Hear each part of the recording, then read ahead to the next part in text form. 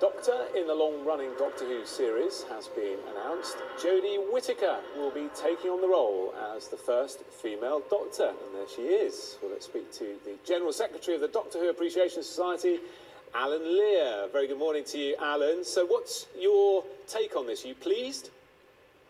I'm hugely excited, partly by my promotion to General Secretary, which I've just heard about, and partly by Jodie. I think it's a fantastic choice. I think she's an incredible actress. She's so powerful on Broadchurch. She's got such charisma. I think she's going to be sensational. But essentially, the makers of Doctor Who, they bowed to pressure. Wouldn't it have been better if they naturally had chosen a woman years ago? 54 years Doctor Who's been around. Yeah, absolutely. I mean, you can say wouldn't that have been better, but then we'd have missed out on the Doctors we've had. You know, I wouldn't give up Peter Capaldi, I'm sorry. But I don't know if they bowed to pressure so much. Oh no, Paul McGann. You know, you Scouse Doctor, you can't go wrong. Tom Baker proved that.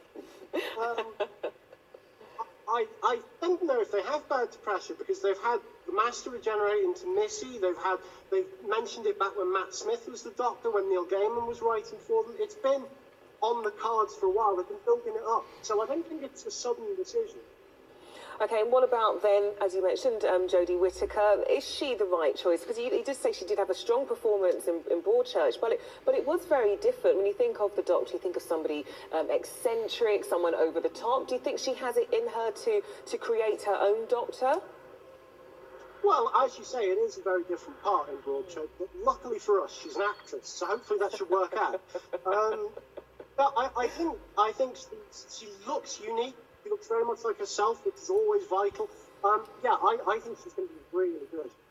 OK, so let's turn away from the Doctor herself. I love saying that. What about the sidekick then? Do you think the sidekick should be a fella now, or should it be two women? Why not both? Why not have a woman and a bloke? But let the writers decide. I'm quite happy. Whatever happens, a guy or a girl as the companion, it's going to be a different dynamic in the TARDIS. So from this point, it's hard to say what they should do. I'm just going to roll with it. There's quite a sort of Broadchurch clique, isn't there, surrounding Doctor Who now? We know that the creator of Broadchurch is on board. David Tennant, of course, was in Broadchurch and was one of the Doctors, and now Jodie herself. Do you think they're cashing in on what was a very successful series for the BBC? Well, Chris Chibnall had written for Doctor Who before Broadchurch, and he actually helmed Torchwood, the adult spin-off show. Olivia Colman was in Doctor Who at the start of Matt Smith.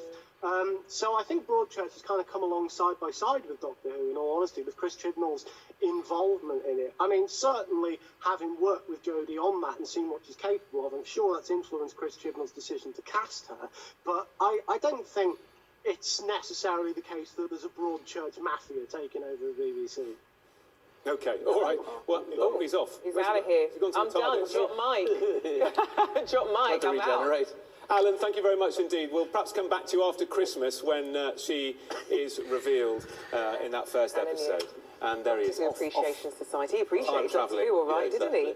Yeah, he appreciated it. Big Doctor Who fan. Excellent. Jamie, admission, I've never watched it.